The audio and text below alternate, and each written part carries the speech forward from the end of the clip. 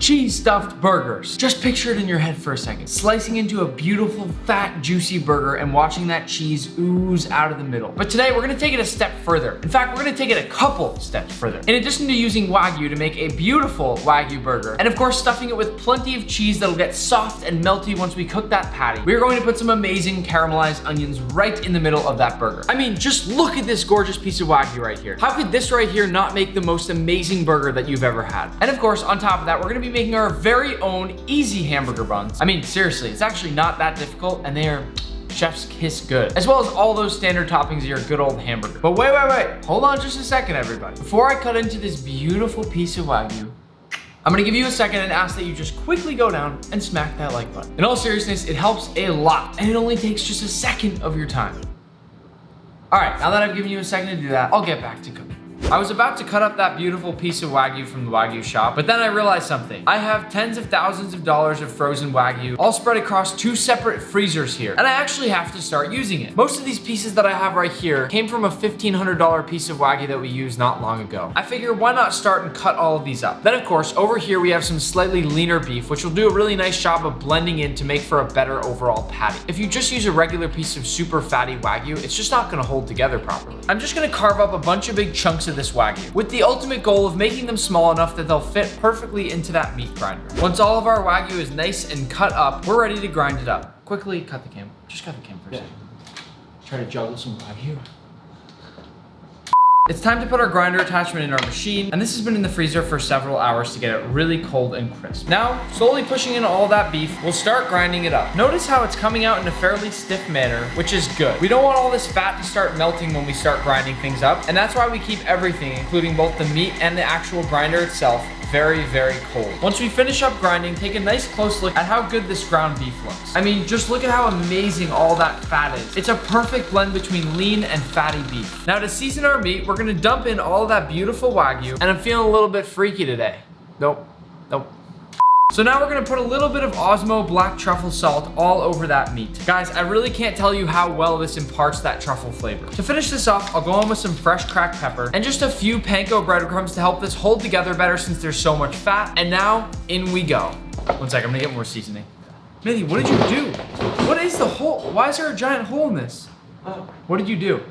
Once our hamburger meat is all mixed and seasoned, and a good tip is to always take a little piece and sear it to make sure that it's properly seasoned before you make all the patties and cook it, I'll go ahead and toss this in the fridge so that it remains nice and firm. Now it's time to make our quick hamburger buns, if you can even call this thing a hamburger. To start, we're gonna go in with about a cup of lukewarm water, then 1/4 cup of sugar, and then, while whisking, we'll slowly pour in 2 tablespoons of active dry yeast. Always make sure you're whisking when doing this, because yeast really likes to clump up, and it can be a real pain in the hiney. Now, we'll cover this and let it stand for 5 minutes. At this point, we're gonna go ahead and crack in 1 full egg. Please crack it with one hand. You've gotta master the one-handed egg crack. Have you been practicing or not? Yeah. Have you? Yeah. I told you to practice. Okay, yeah. You haven't been sending me any updates on it. Yeah, I know. Then we'll go in with 3.5 cups of all-purpose flour, and last but not least, 1/3 cup of a neutral oil, such as canola or vegetable. I know I said last but not least, but I was kidding. We'll do one last little sprinkle of my new salt, Osmo. Then we'll close this bad boy down and let it mix until a nice, smooth and elastic dough ball has formed. Once that soft, beautiful dough is complete, I'll oil up my bowl, form that dough into a nice ball, and drop it in, rolling it around just a bit so it doesn't stick. Then I'll cover this with a damp kitchen towel for about 1 or 1.5 hours until this is about doubled in size. At this point, this thick boy is ready to go. It should sort of look like a muffin, and you do want to make sure you don't let it sit so long that it overproofs, which is essentially when it overexpands and then the weight of it forces it to crush in on itself. At this point, I'll give it a little smack. Nothing too crazy, just something nice and gentle and playful. Pull that all the way off the edges of our dough, and we'll then place this into the center of our cutting board. For now, we'll hit it with just a little bit of our flour to make sure nothing sticks, and then depending on the size of the buns you want, we'll use a bench scraper to divide this into about 6 to 8 equal pieces. Once that dough is divided into nice balls, we'll go into the middle of our board where there's no flour, and then begin to pinch in the outsides of each dough ball. Ultimately, right now, we're looking to make something that looks somewhat like a soup dumpling. So, once everything is pinched in and looks something like this, flip it over and then roll it around on your board until you get a really nice smooth ball. That's ultimately gonna be your bun. Once we've done the same thing with the rest of our balls, no, We're gonna cover this again with a damp towel and leave it for about 15 minutes to rise once again. Once they've had a few minutes to rest, we'll make a quick egg wash using just a bit of water and an egg yolk. And then we'll paint over the top of all of our buns with that egg wash to get that nice golden brown exterior that we want on all of them. You already know I love painting my buns. Cut the camera for a second. Yeah.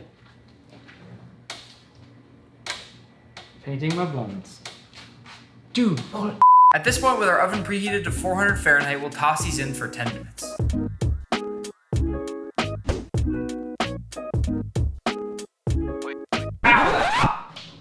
At this point in time, we're gonna paint these beautiful babes with just a little bit of melted butter, or a lot bit of melted butter. This is essentially gonna give us that buttery brioche quality since they've just come out of the oven. And perhaps more importantly, it's gonna allow us to put on some of those sesame seeds that make for a classic looking hamburger bun. Normally, I don't put any sesame seeds, but I'm kind of feeling in a sesame mood today. I don't know why. Once all our buns are painted, I'm gonna very lightly go over with our sesame seeds so that they stick evenly to the buns, making sure to spread them evenly and not overload any bun with sesame seeds. And ultimately, when these are all coated with their seeds, we can toss them off to the side to rest. These look fantastic. Next up, it's time for some caramelized onions. Now, I've talked about this before, and all of you know that, as far as I'm concerned, onions take a solid hour to fully caramelize. So, it's important that we get these things started early to make sure that we can finish them. Once I've cut these all into nice thin strips, we're ready to go ahead and caramelize. For these caramelized onions, we'll go in with just a little bit of oil, and when the oil is nice and warm, we'll go in with all those onions. Then immediately hit them with just a little bit of salt. I guess if I want to, I can use the fancy Osmo grater. And my personal trick, just a little pinch of sugar to help with that caramelization. Now, once those onions are all bubbly and nicely caramelized, we're ready to cool these off and stick them inside the burgers with that cheese. It is now time to make our burger patties, and that's why I have gloves on yet again. I'm gonna take a nice big chunk of this meat and roll it up into a ball. Keep in mind, they're gonna shrink when cooking, so we wanna make them pretty large. Now, once that's in a nice ball, I'm gonna go ahead and make an indent right in the middle. No, back down.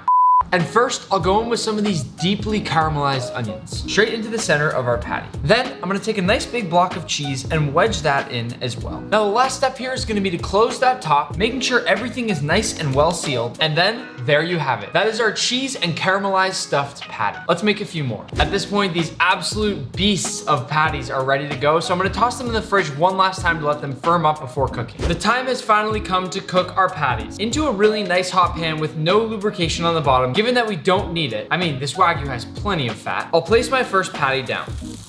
Once we clearly have a nice crust on this patty, I'm gonna come under it and quickly flip it over. Now check out that crust right there and tell me that is not mind-blowingly beautiful. Once our patty looks to have reached just before medium rare, I'm gonna turn off the heat and put this in the oven for just a few minutes to melt the rest of that cheese and let those caramelized onions and cheese really make out in there.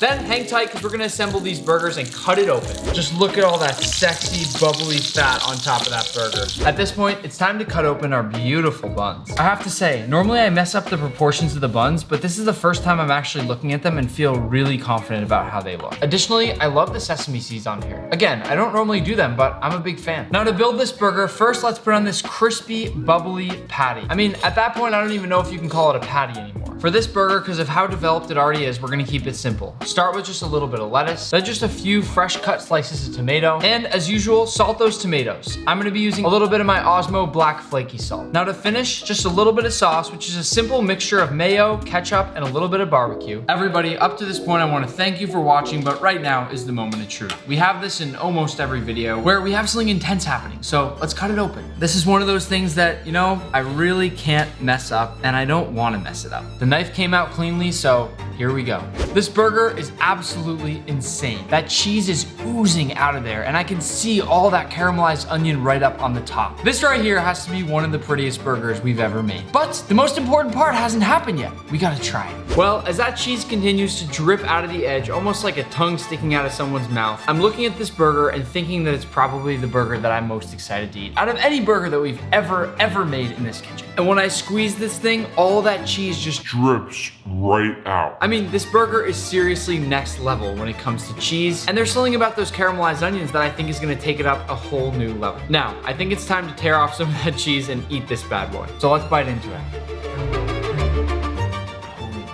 I know that every time we eat a burger, I feel like we kind of just say, this is the best burger we've ever made. And those words might be losing value over time because you can't say that every time. And while I know we don't actually say that every time, I want to put this one up in the top 3. Something about having that cheese with those really sweet, delicate caramelized onions in the middle is so amazing. I don't normally season Wagyu because it has a flavor of its own, but putting a little bit of that salt in there brought out new flavors that I couldn't have possibly imagined. I mean, this burger right here, it's a hell of a burger and then some. Out of all the food I make, I don't often sit and finish all of it unless it's really, truly good. And this, I can tell you right now, I'm gonna finish. Now, on behalf of my 2 perfect buns and I wanna urge you to try to make this burger at some point. You don't necessarily have to use Wagyu, but just grind up some really nice, high quality beef, season it up really well, and your mind will actually be blown. It definitely beats ordering a burger for takeout or delivery or picking it up or eating at a restaurant anywhere, anytime. This was a good one.